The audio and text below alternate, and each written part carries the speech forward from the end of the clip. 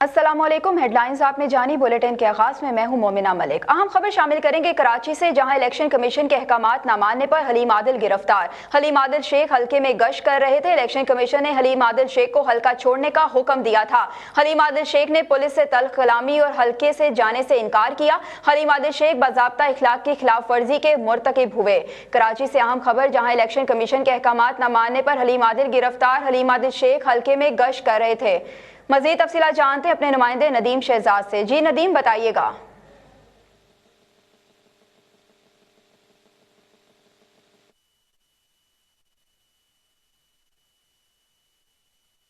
जी ندیم, हमें अपडेट करिएगा।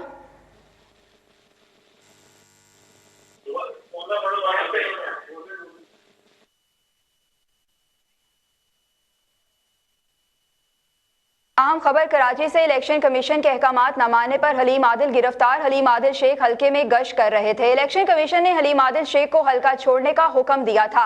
हलीम आदिल शेख ने पुलिस से तल्ख कलामी और हल्के में जाने से इनकार किया। हलीम आदिल शेख बाज़ाब्ता इखलाक की खिलाफ वर्जी के मुर्तकिब हुए। मजीद तफसीलात जानते हैं अपने नुमाइंदे ندیم शहजाद से। जी ندیم शहजाद, बताइएगा।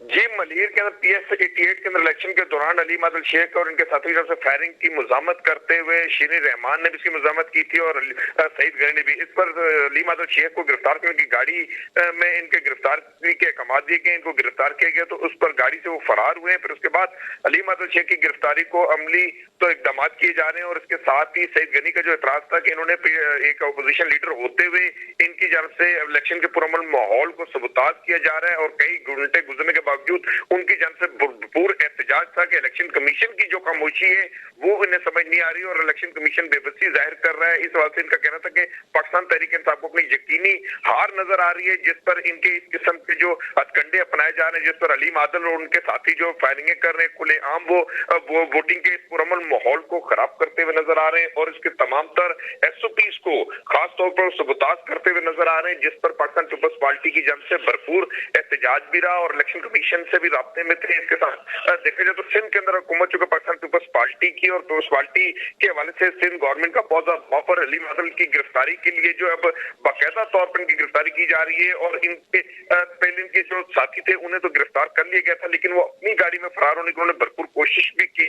लेकिन इस मौके पर चूंकि इलेक्शन का अमल जो है उसको मुकम्मल तौर पर इसके बिल्कुल वोटिंग के अमल को सबूताज करने का जो मामला है, इस पर रेंजर्स और पुलिस, चूंकि रेंजर्स की जो नफरी है वो इलेक्शन पोलिंग बूथ के बाहर तैनात है और अंदर पुलिस जो है भरपूर इलाके के अंदर इस वक्त गश्त भी है और कुछ पोलिंग बूथ जो कि पहले से ही एहसास करार दिए गए थे, जहां पर अंदेशा था कि किसी भी किस्म की गड़बड़ हो सकती है। इस पर दोनों ही जानिब से देखा जाए तो इल्जाम लगाया जा रहा है। पाकिस्तान तहरीक इंसाफ की जानिब से ये इल्जाम है कि पाकिस्तान पीपल्स पार्टी जो है वो फायरिंग कर रही है, उनके जो जियाले वो वोटिंग अमल का सबूताज करें। लेकिन दूसरी जानिब पाकिस्तान पीपल्स पार्टी के सीनियर रहनुमा जिनके साथ शहरी रहमान जो कि वाइस प्रेसिडेंट है उनकी जानिब से और उनके साथ ही सईद गनी जो वजीर है बल्दिया इत्तलात है उनकी जानिब से भी ये कहा गया कि इस वक्त तालीम है, वजीर तालीम, उनकी जानिब से कहा गया कि ये जो हलीम आदिल शेख है वो इस अमल के अंदर बहुत अमल दखल कर रहे हैं, क्योंकि ये हल्का जो है PS-88 जो है यहाँ पर पाकिस्तान पीपल्स पार्टी गुलाम मुर्तजा जुतई मरूम जो वो जीते थे और यहाँ पर पीपल्स पार्टी का बहुत बड़ा एक बैंक बोर्ड यहाँ मौजूद है। लेकिन जहाँ से